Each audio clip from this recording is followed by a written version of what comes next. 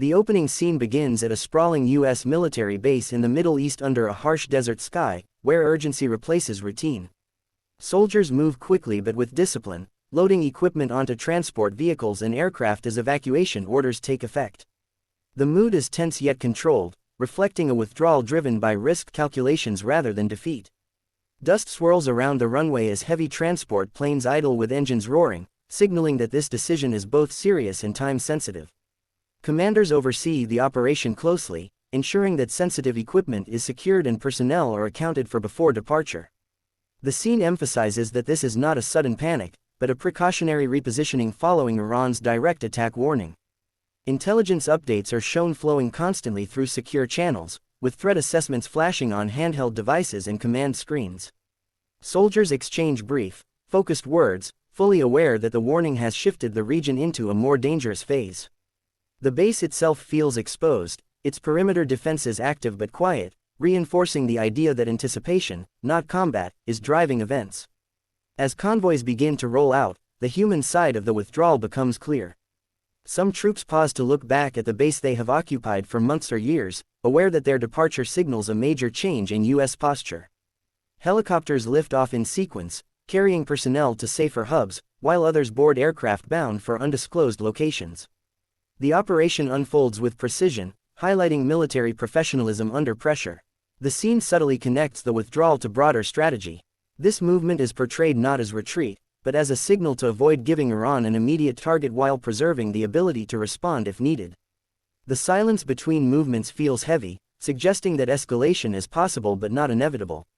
As the final aircraft taxis toward the runway, the scene leaves the viewer with a clear message: the region has entered a fragile moment where restraint, repositioning, and timing may determine whether tension fades or erupts into open conflict. The second scene shifts away from the military base to the political and strategic nerve centers driving the crisis. Inside Washington, senior U.S. officials gather in secure briefing rooms where large digital maps of the Middle East dominate the walls. Red and amber indicators highlight U.S. bases, naval deployments, and known Iranian missile ranges, visually explaining why the troop pullback was ordered. Advisors speak in measured tones, weighing the risks of staying versus the consequences of leaving, aware that every move is being closely watched by allies and adversaries alike. The scene then cuts to Tehran, where Iranian leadership presents a calm but defiant posture. Military commanders review footage of missile units, drones, and naval assets, emphasizing readiness rather than aggression. Public statements broadcast on state media frame the warning as defensive, stressing that Iran will respond only if attacked. This contrast between controlled messaging and visible military preparedness reinforces the idea that deterrence, not immediate war, is the central objective. Back in the region, the focus turns to U.S. allies. Gulf capitals hold emergency consultations as diplomats and defense officials assess how the American drawdown affects their own security. Radar systems are activated, air defenses are tested, and intelligence sharing intensifies. The scene captures anxiety beneath diplomatic restraint, as regional governments try to avoid becoming the battleground for a conflict they cannot control. The narrative also highlights the information war unfolding. In parallel, news channels, social media feeds, and official statements flood the public space with speculation, leaks, and warnings. Markets react instantly, oil prices spike, and shipping insurers reassess routes through strategic waterways. These reactions underline how Iran's warning and the U.S. response are already producing global consequences without a single shot being fired. The scene closes on a quiet but powerful moment: surveillance satellites passing overhead, silently observing both sides.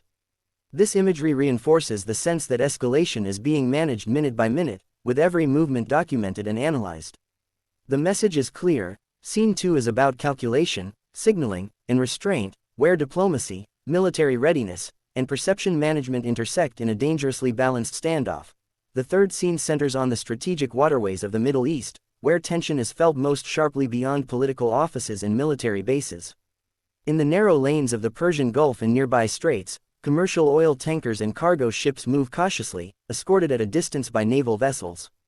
Crews remain on high alert, monitoring radar screens and radio channels for any unusual activity. The calm surface of the sea contrasts with the unease below, symbolizing how quickly normal global trade could be disrupted if the crisis escalates. The focus shifts to Iranian naval units operating close to their coastline. Fast patrol boats, drones, and coastal radar systems are shown conducting exercises designed to demonstrate control rather than provoke direct confrontation. Iranian commanders emphasize readiness to defend national waters, framing their posture as a warning that any hostile move would carry immediate consequences. This visual emphasis on maritime capability reinforces Iran's leverage over critical shipping routes without showing open aggression.